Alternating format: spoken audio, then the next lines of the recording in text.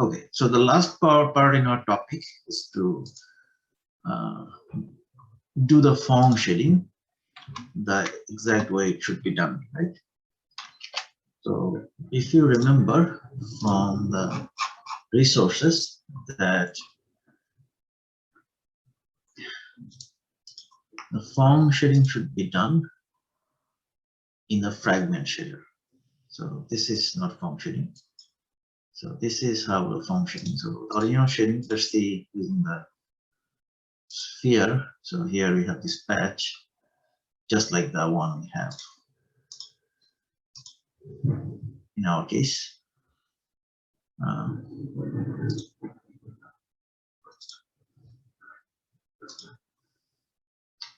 But if I do the Phong shading, you'll see the patch is much smoother. It looks much better like this. Exact reflection of the light source. So how that can be done? So if you check the resource here, what is changing here, you can see all the vertex related calculation is done here. Also all the lighting related calculation is done here. But if I do Phong, the lighting related calculation will go to the fragment shader. Only the vertex related calculations will stay here. Right. Okay, so we need to do exactly that in order to make this better, or the way we want it to be.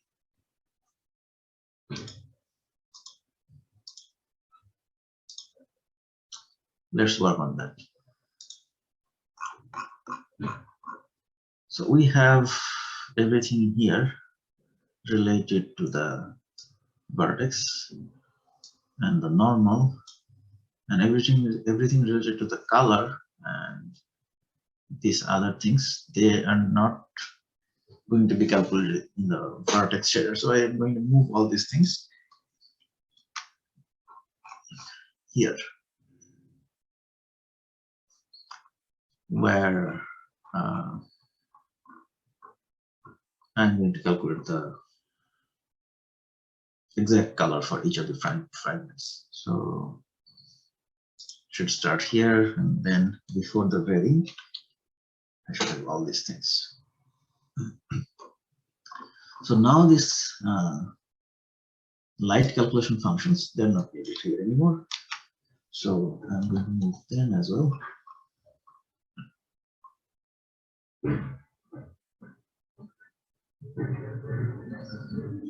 Why do I have the kind here? Chair as well. So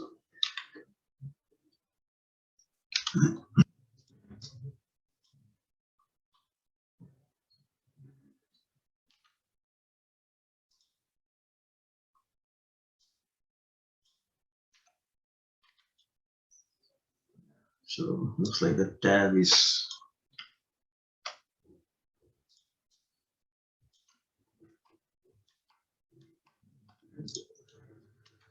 okay. So it's better now. Then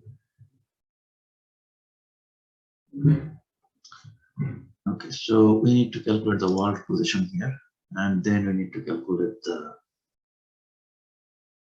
normal. That is obviously part of the vertex shader. Then we need to calculate the GL position. So this, everything else, light direction, I'm going to move it to the fragment shader.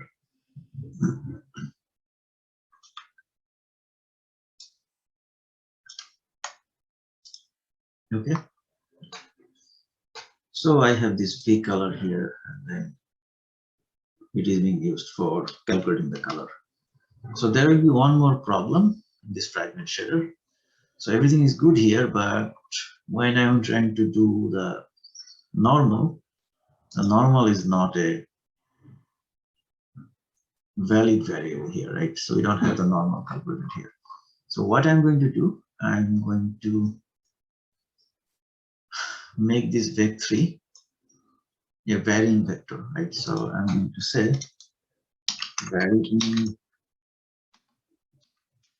vector n, that is our normal, and then I calculate it here, use it here, and also I want to use it here.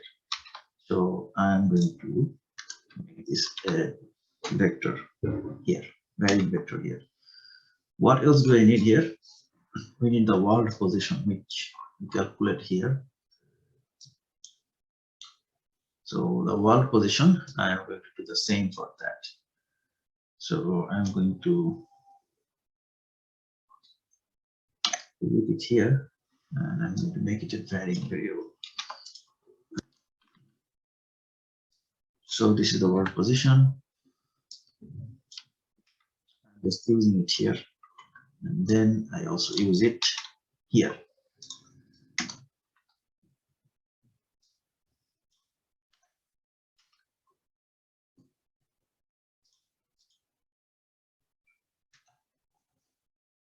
Right. So hopefully this will solve our issue. Let's see. So we don't have a U color. Let's see where we have U color. We have two U colors. And am I even using U color? Okay, I'm using the ambient color. Let's see.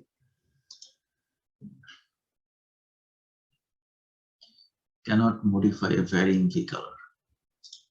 So we have a varying V color, which is not even needed anymore. So let me safely delete that first, then we'll see. And what is the V color? So the V color is a V3. So let's just get the V3 here.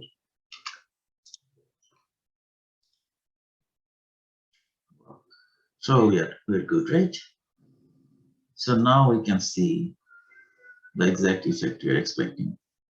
So we have this reflection here and the other reflection from the moving light here as well.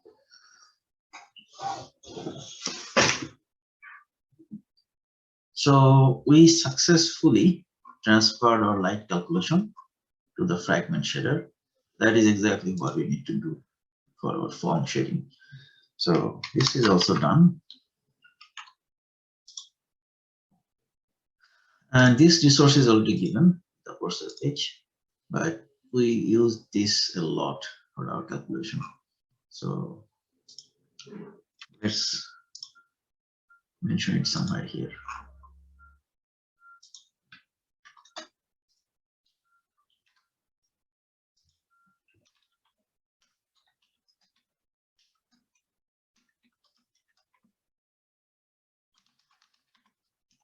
So we calculate our form based on this resource.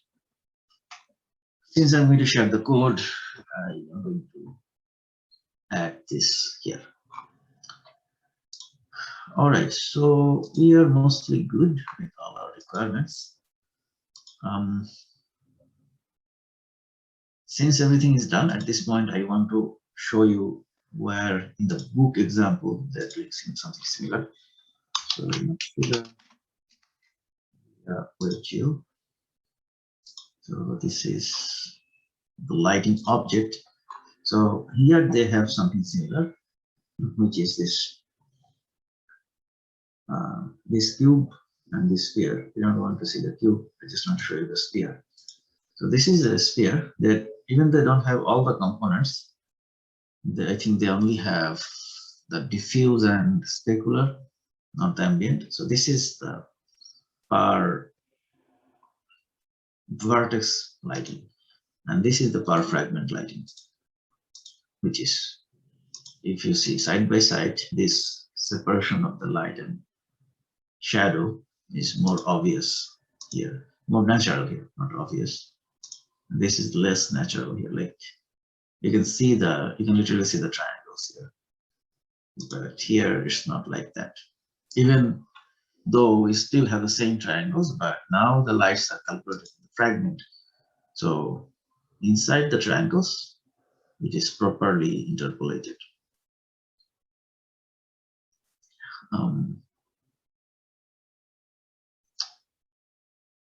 So I hope I explained that. So this is all we wanted to discuss today. I am going to stop the recording here and I'll upload the video, including the code we created here. And the next hour is going to be about answering any questions if there is any.